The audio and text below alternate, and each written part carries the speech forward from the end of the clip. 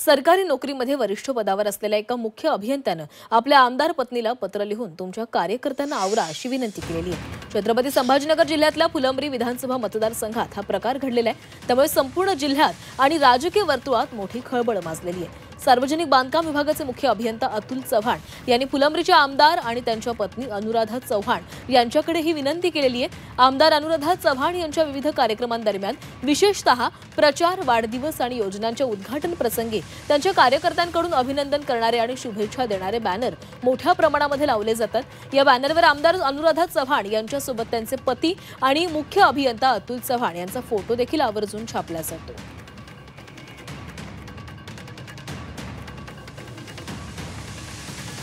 या बॅनरवर माझा फोटो वापरू नका यासाठी त्यांनी आपल्या पत्नीला हे पत्र लिहिलेलं आहे।